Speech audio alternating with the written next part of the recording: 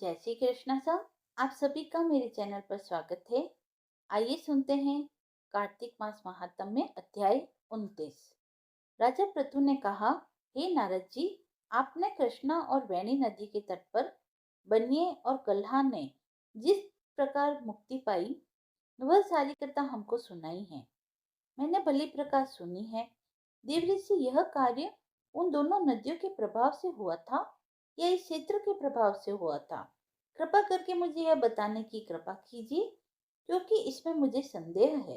देवऋषि नारद बोले, कृष्णा नदी साक्षात भगवान श्री कृष्णचंद्र जी महाराज का शरीर और वेणी नाम वाली नदी भगवान शंकर का शरीर है। इन दोनों नदियों के संगम का महात्म्य श्री ब्रह्मा जी भी वर्णित नहीं कर सकते। फिर भी चूंकि आपने पूछा है, तो मैं आपको इनकी उत्पत्ति का वृतांत सुनाऊंगा। ध्यान पूर्वक सुनिए। चाक्षुष मनवंतर के आरंभ में श्री ब्रह्मा जी ने शैय पर्वत के शिखर पर यज्ञ करने का निश्चय किया। वह सभी देवताओं, भगवान विष्णु, भगवान शंकर और यज्ञ की सारी सामग्री लेकर उस पर्वत के शिखर पर गए। तब महर्षि भृगु आदि ऋषियों ने ब्रह्म मुहूर्त में उन्हें दीक्षा देने का विचार किया। इसके बाद उन्होंने श्री ब्रह्मा जी की पत्नी स्वरा को बुलावा भेजा। वह बड़ी आहिस्ता आहिस्ता आ रही थी। इस बीच में श्री भृगु जी ने भगवान विष्णु से पूछा, हे प्रभु, आपने स्वरा को शीघ्रता से बुलाया था, वह क्यों नहीं आई? यदि ब्रह्म मुहूर्त टल गया तो फिर दीक्षा का कार्य कैसे होगा? इस पर भगवान विष्णु ने कहा, यदि स्वरा यथा समय यहाँ पर न आई तो आप गायत्री को ही स्त्री मानकर दीक्षा विधान कर दीजिएगा। क्या गायत्री पुण्य कर्म में ब्रह्मा जी की स्त्री नहीं हो सकती? नारद जी बोले। भगवान विष्णु ने भगवान शंकर की बात का समर्थन किया। यह बात सुनकर प्रभु जी ने गायत्री को श्री ब्रह्मा जी के दाईं ओर बिठाकर दीक्षा विधान आरंभ कर दिया। ऋषि मंडल गायत्री को दीक्षा दे ही रहा था कि इतने में स्वरा भी यज्ञ मंडप में आ पहुंची। श्री ब्रह्मा जी के पहलू में गायत्री को देखकर ईर्ष्या से क्रोध करके कहने लगी। स्वरा ने कहा, जहाँ अपूज्यों की पूजा होती है और पूज्यों की अप्रतिष्ठा होती है, वहां पर दुर्भिक्ष, मृत्यु तथा भय तीनों अवश्य हुआ करते हैं। यह गायत्री जी श्री ब्रह्मा जी की दाईं ओर तथा मेरे स्थान पर बैठी है। यह अदृश्य बहने वाली नदी होगी। आप लोगों ने अविचार से इसे जो मेरे स्थान पर बैठाया है, अतः आप भी सबके सब जड़ रूप नदियां होंगे। नारद जी ने महाराज पृथु से कहा, हे राजन, इस प्रकार स्वरा के शाप को सुनकर गायत्री मारे क्रोध के लाल भूखा होकर अपने होठ काटने लगी। देवताओं के मना करने पर भी उसने उठकर स्वरा को श्राप दे डाला। गायत्री ने कहा, ब्रह्मा जी जैसे तुम्हारे पति है, वैसे ही मेरे भी पति है। तुमने व्यर्थ ही श्राप दिया है, अतएव तुम भी नदी हो जाओ। नारद जी ने कहा। तब तो देवताओं में खलबली सी मच गई। वह स्वरा को दंडवत प्रणाम करके कहने लगी, हे देवी, तूने जो ब्रह्मा आदि सब देवताओं को श्राप दिया है, इससे यदि हम सब जड़ रूप नदियां हो जाएंगे तो फिर निश्चय ही यह तीनों लोक नष्ट हो जाएंगे, क्योंकि यह श्राप तूने बिना विचारे दिया है। अतएव तुम इसको वापस ले लो। स्वरा ने कहा, हे देवतागण, चूंकि आपने यज्ञ के आरंभ में गणेश पूजन नहीं किया है, इसीलिए यह विघ्न उपस्थित हुआ है। मेरा यह श्राप कभी खाली नहीं जा सकता। इसलिए आप सब अपने अपने अंशों से जड़ीभूत होकर अश्वमेव नदियां बनाओगे। हम दोनों सोते भी अपने अपने अंशों में पश्चिम में बहने वाली नदियां बनेगी। देवऋषि नारद जी ने राजा पृथु से कहा। स्वरा के यह वचन सुनकर सभी देवता, विष्णु और शंकर आदि अपने अपने अंशों से नदियां बन गए। भगवान विष्णु के अंश से कृष्णा, भगवान शंकर के अंश से वेणी, ब्रह्मा जी के अंश से कुकुदम्बती नाम वाली नदियां उत्पन्न हुई। सभी देवताओं ने अपने अंश को जड़ बनाकर वहीं सह पर्वत पर फेंक दिया।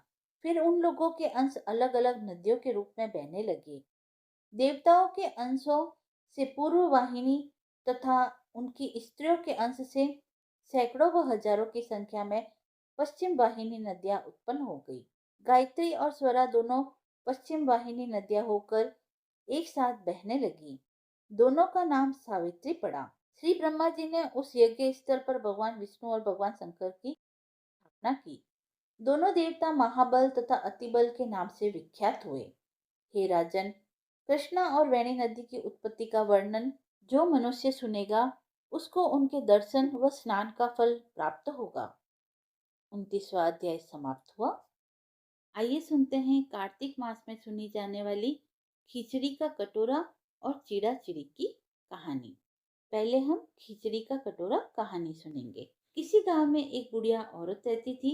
वह औरत हमेशा कार्तिक के महीने में व्रत किया करती थी। जब उसका व्रत खोलने का समय होता उस समय भगवान कृष्ण आते और एक कटोरा खिचड़ी का रख कर चले जाते थे। उस बुढ़िया के पास वाले घर में एक दूसरी औरत रहती थी जो हमेशा यह देखती थी कि कृष्ण भगवान आते हैं और एक कटोरी खिचड़ी बुढ़िया के लिए रखकर चले जाते हैं। इससे उसको बुढ़िया से बहुत जलन होने लगी कि इसका कोई भी नहीं है, फिर भी इसे खाने के लिए खिचड़ी मिल ही जाती है। एक दिन कार्तिक के महीने में स्नान के लिए वह बुढ़िया गंगा में गई और उसके जाने के बाद भगवान श्री कृष्ण ने उसके लिए खिचड़ी का कटोरा उसके घर में रख दिया। पड़ोसन ने देखा कि खिचड़ी का कटोरा रखा है और बुढ़िया अभी तक घर नहीं आई है, तो उसने खिचड़ी का कटोरा उठाकर घर के पिछवाड़े में फेंक दिया। जब बुढ़िया कार्तिक स्नान करने के बाद घर वापस लौटकर आई तो उसे खिचड़ी का कटोरा नहीं मिला और फिर वह उस दिन भूखी ही रही। वह औरत बार बार एक ही बात दोहराती रहती थी, कहाँ गई मेरी खिचड़ी, कहाँ गया मेरा खिचड़ी का कटोरा। बुढ़िया के पड़ोसन ने जहाँ खिचड़ी का कटोरा फेंका था वहां पर एक पौधा उगाया और उसमें बहुत ही सुंदर दो फूल खिल गए। एक बार उस राज्य का राजा उस ओर से निकला तो उसने उन दो फूलों को देखा, तो उसने वह फूल तोड़वा लिए और अपने महल में ले गया।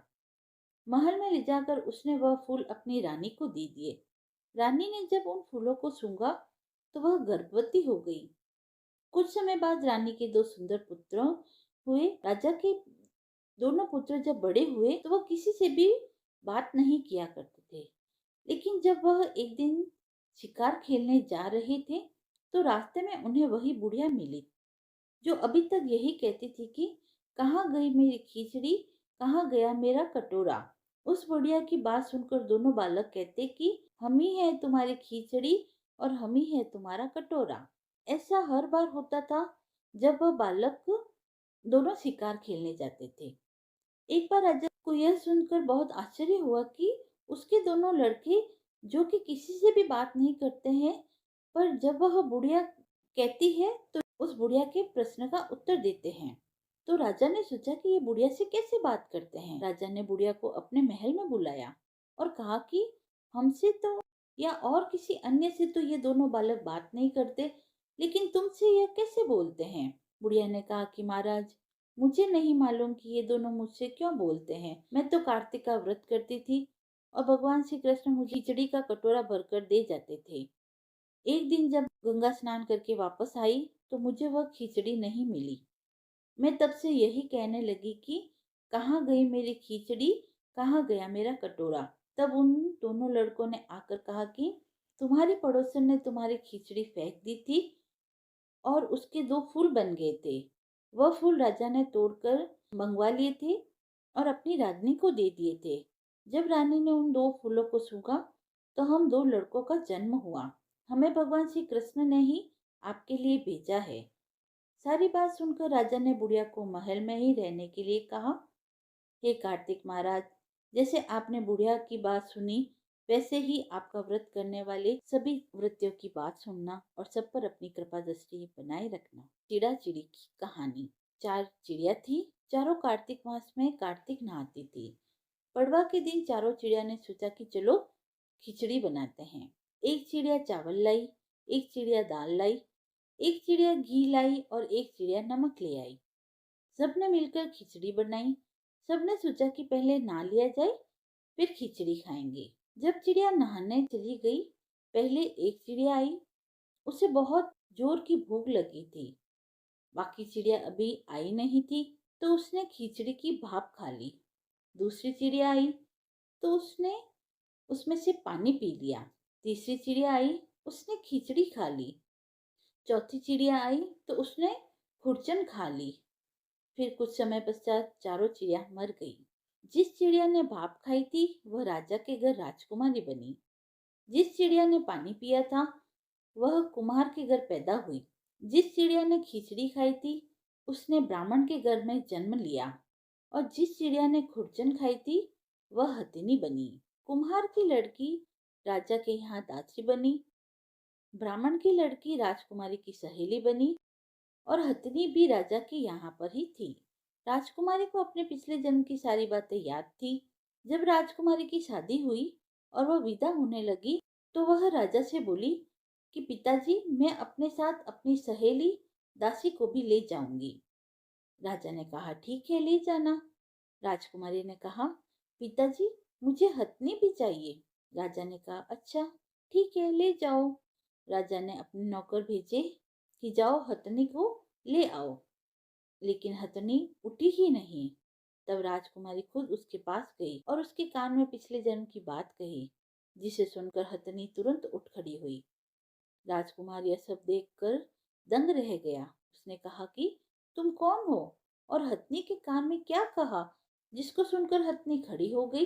राजकुमारी ने कोई जवाब नहीं दिया। राजकुमार ने कहा कि सच सच बता दो, नहीं तो तुम्हारा सर काट दिया जाएगा। तब राजकुमारी ने राजकुमार से अपने पिछले जन्म की सारी बातें कह दी। राजा ने भी सारी बातें सुनी और कहा कि अगर कार्तिक स्नान का इतना महत्व है तो हम भी जोड़े से कार्तिक स्नान करेंगे और खूब दान पुण्य करेंगे। कथा समाप्त हुई। यदि आपको कथा पसंद आई हो तो आप मेरे चैनल को लाइक शेयर एंड सब्सक्राइब करें। धन्यवाद।